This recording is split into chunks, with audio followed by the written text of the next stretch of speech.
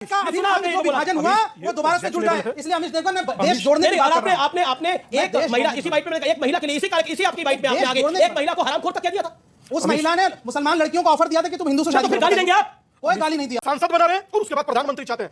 यह निर्णय आप कीजिए कि आप जातियों में बंटकर रहना चाहते हैं या हिंदू होकर या इस मानसिकता के गुलाम होकर। से आप कीजिए। इस देश को पहले ही क्या कम सर जयचंद मिले थे? बात करते हैं आप देश में रहकर क्या पाकिस्तान से संसद लाएंगे? प्रधानमंत्री हो सकते हैं, मुसलमान नहीं हो सकते। आप बाहर से इंपोर्ट करिएगा। मैं जवाब दे रहा हूं। हेलो दोस्तों, आज की वीडियो में हम आपके लिए एक धमाकेदार डिबेट लेकर आए हैं जो कि आपको बहुत मजा आएगा। तो दोस्तों हो जाइए तैयार, क्योंकि इस डिबेट में आपको मिलेंगे तीखे तकरार। तो बिना देरी किए चलिए शुरू करते हैं आज का ये जबरदस्त डिबेट। मुस्लिम प्रधानमंत्री लेके आना चाहते हैं और बागेश्वर बाबा को, आपने बागेश्वर बाबा के लिए बोला कि 2024 के बाद वो लंगोट लेके भागेगा।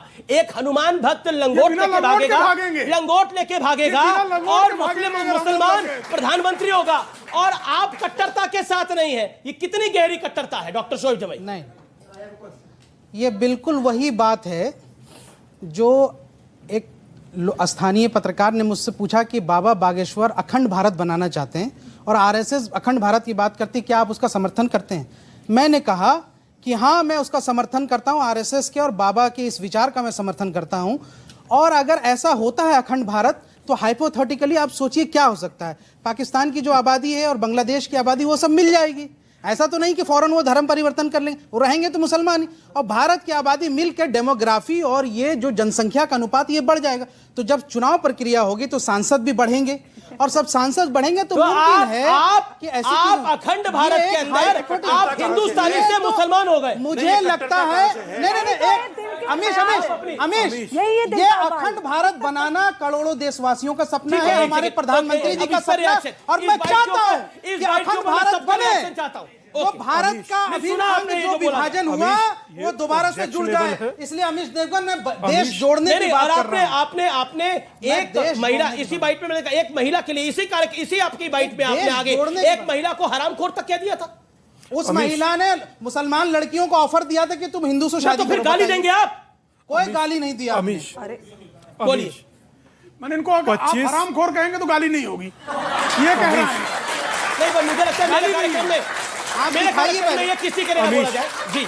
25 पाकिस्तान, 25 बांग्लादेश और 25 भारत, टोटल मिलाकर के 75 करोड़, और उसके बाद 250 सीटें, और उसके बाद मुस्लिम प्रधानमंत्री।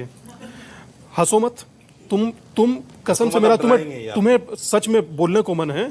आप ठाकुर, बनिया, ब्राह्मण, जाट बने रहिए, ये सोचिए सोच क्या रहे हैं। अच्छा, ये बात भाई अखंड भारत का समर्थन कर रहा है। तुम्हें हिंदू होने की जरूरत है। ये जातियों में यार ये कोई ऐसे कोई ना होता है, बोला ना आपने अभी। अरे अखंड भारत मेरा थोड़ी प्रस्ताव है भैया, आपका है, हम उसका समर्थन कर रहे हैं। बोलिए आप अपनी बात को बोलिए। जातियों में रहना बंटकर चाहते हो, मगर मैं आपसे एक बात और हाथ जोड़कर कह रहा हूं, और कहो तो पल्ला फैलाकर भीख मांगू यार। अगर जो एक होकर रहना है तो रहो, वरना तो देश का विघटन ऐसे होगा। आपको ठाकुर, ब्राह्मण, बनिया, जाट, गुजर बना कर रखेंगे और खुद दुनिया के शहरों के भी मुस्लिम जोड़ रहे हैं, और उसके बाद सांसद बना रहे हैं और उसके बाद प्रधानमंत्री चाहते हैं।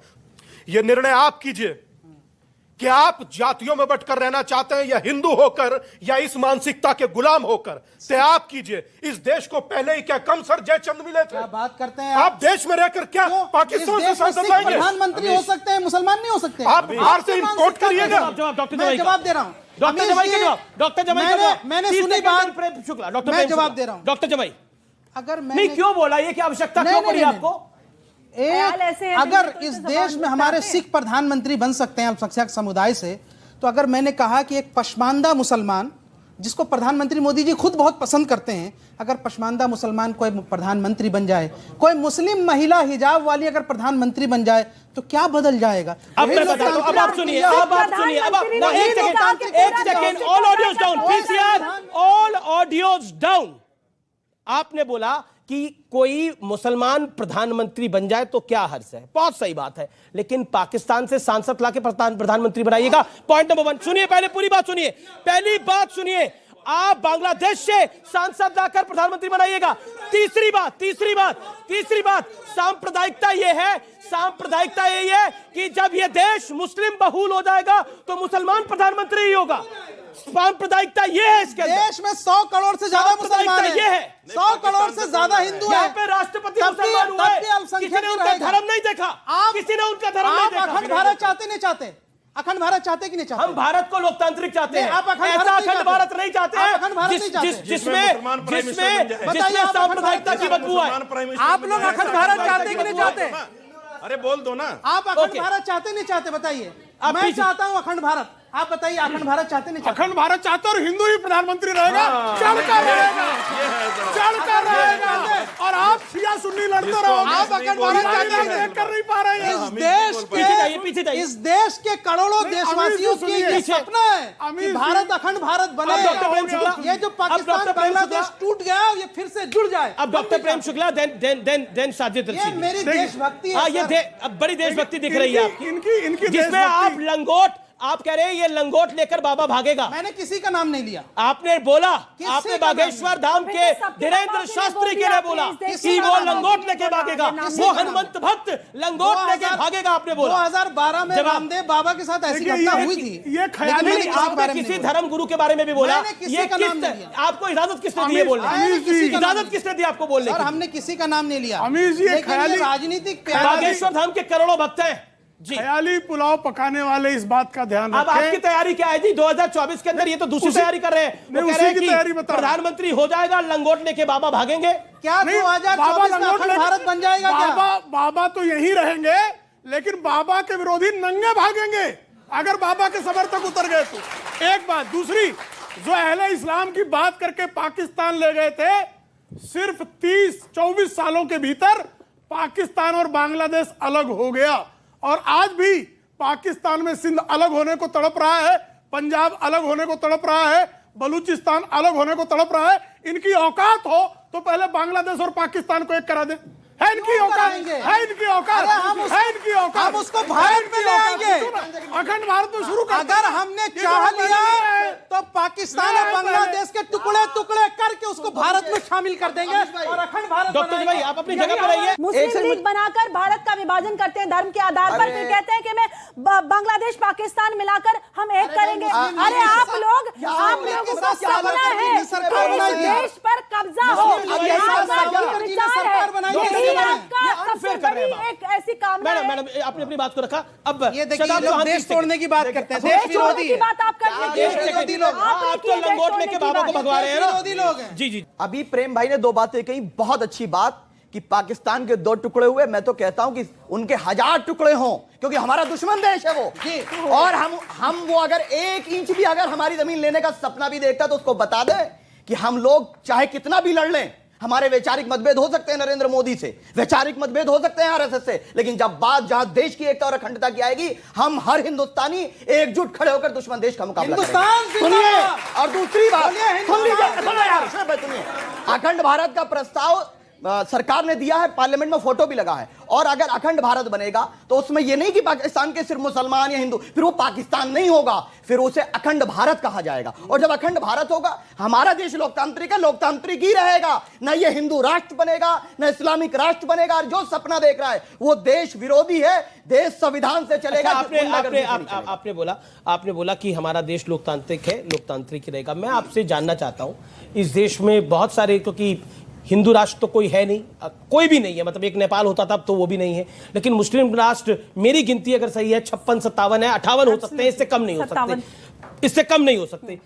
एक लोकतांत्रिक देश बता दीजिए वहां पर, उन 56-57 देशों में वन डेमोक्रेटिक कंट्री। पहली बात तो बताइए यह ना, है, पहली बात तो यह है कि हम भारतीयों को विदेश से कोई मतलब नहीं, क्योंकि हमें अपने देश की चिंता है, हम देश की प्रगति में। ये सवाल पूछा मैंने कि कोई लोकतांत्रिक देश बताइए, जो आप सुनना चाह रहे हैं वो बता रहा हूं। अभी टर्की का इलेक्शन हुआ, प्रधानमंत्री जी ने बधाई दी, तो लोकतांत्रिक हुआ कि नहीं हुआ?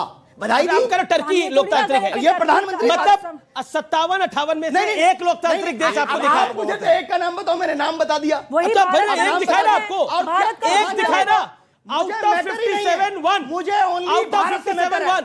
सुप्रीम कोर्ट ने कहा कि फोर्सफुली कन्वर्जन कराना, धर्मांतरण कराना नेशनल सिक्योरिटी के लिए थ्रेट। बिल्कुल कहा।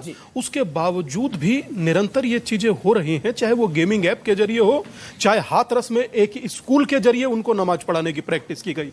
दमोह में तो कौन सी वो तहजीब होती है पता तुम्हें? कोई एक वो गंगा यमुनी तहजीब, दोनों बह गई उसमें, 3 तो टीचर परिवर्तित हो गई। गंगा जमुना स्कूल का नाम था वैसे। हाँ, नहीं, उसी में तहजीब दिया गया ना, गंगा जमुनी तहजीब भी- वही ना तहजीब दिया गया।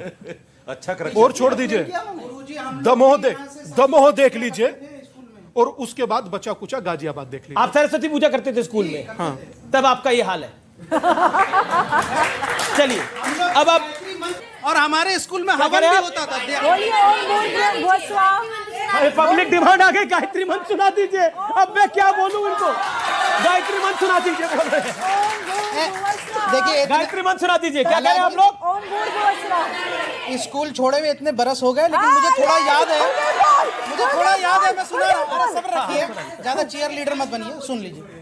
ओम भूर्भुवः स्वः तत्सवितुर्वरेण्यं धियो यो नः प्रचोदयात्। गलत बोल दिया। मुझे इतना ही याद है। चलिए, अभी बड़ी बात है, 15-20 आपने साल हो बोला। गए स्कूल छोड़े हुए। मैं हेड बॉय हुआ करता सरस्वती था। माँ की प्रार्थना, अमीश, हमारे स्कूल में होता था, सारे बच्चों को उसमें शामिल होना पड़ता ये था। प्रार्थना कर रहे हैं सर। प्रेम शुक्ला और सुनिए, उसमें शामिल होना पड़ता था, मैं ही हेड बॉय था।